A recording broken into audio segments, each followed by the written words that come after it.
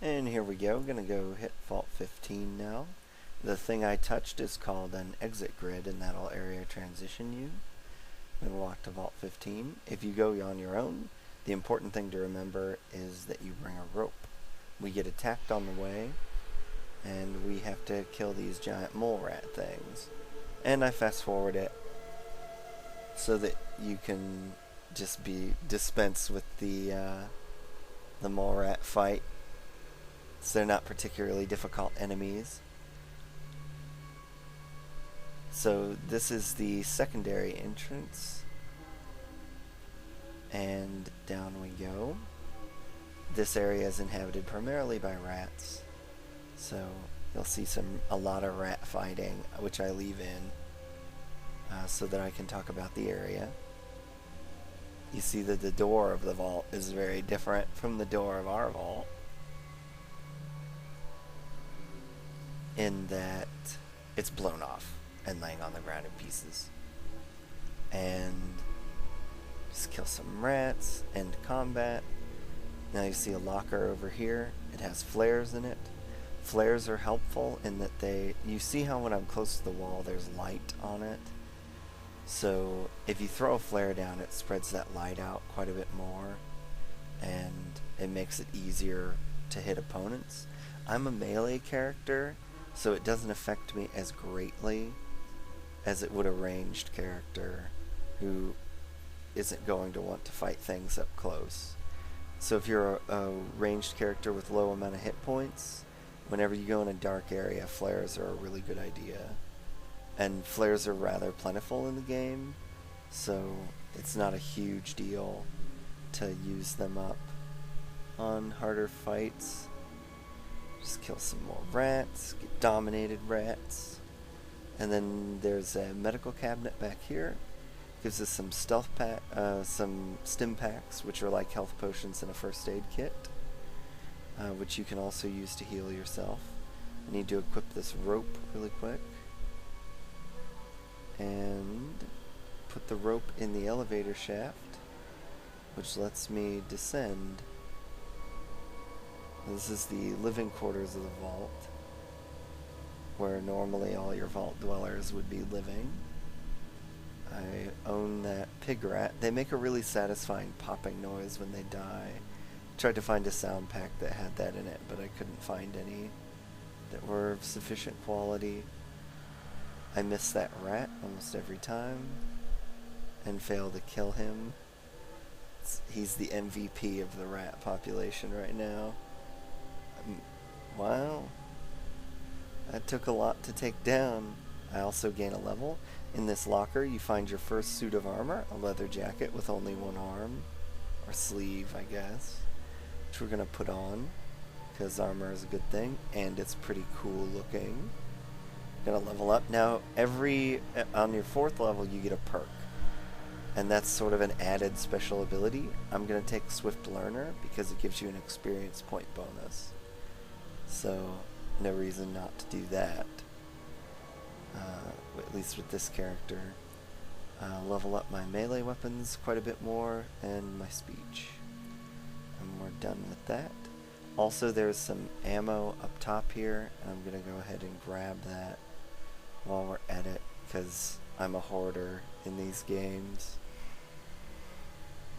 Oh, and we get attacked by rats, of which there are several. There we go. And it's full metal jacket ammo, which is pretty valuable.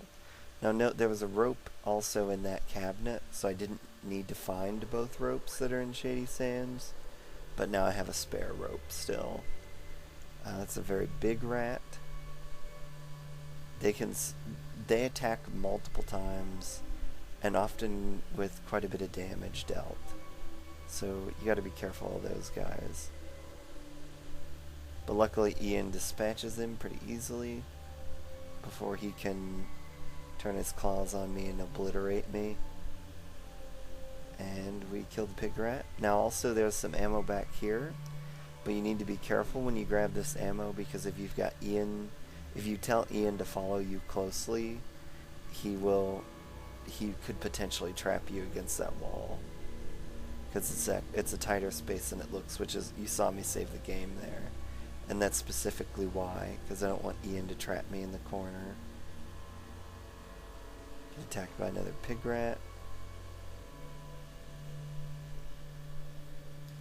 Fight him a bit. You can also see that selection menu come up. That's a targeting setup. So the game is obviously turn-based, and AP, you'll see that at the bottom there, is how many action points it takes, which is how many things you can do in a turn. Aiming your shot makes things take one more action point, but it increases the damage potential in that whatever part of the body you target may become broken. So if you target an arm or a leg, it might break or cripple their arm or leg. We find dynamite in there, which is cool. We find an SMG, which I'm not going to give to Ian right now, because he might kill me with it on accident, particularly as a melee character. He is not to be trusted until I have dire need. So we're going to finish up these pig rats here. And Ian misses. There we go. Now, when you get close to this doorway, a message pops up and tells you that the area where the water chip would be is under rubble. I circle it there. Also, I picked up something that was lying on the ground there, which is a crowbar, and which means I get to start bludgeoning things with a crowbar. I also missed some flares that were laying on the ground in the upper level by the elevator, but I don't really use flares, so it's not of particular concern. And then I brutalize this pig rat with my crowbar. He's the first crowbar victim. And then we continue smashing up rats, making a little ratatouille, and or rat-style pate. Bunch more stuff. You can see the outline of all the enemies, so there are quite a few rats and things down here to fight.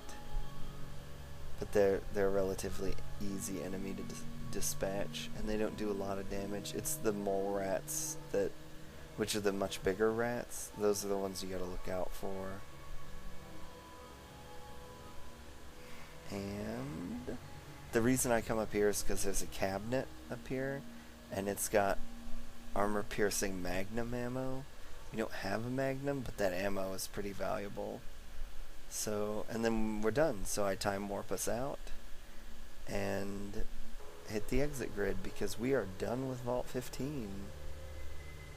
I put my weapon away because we're going to go back to Shady Sands. So that'll be the next video, will be our return trip to Shady Sands.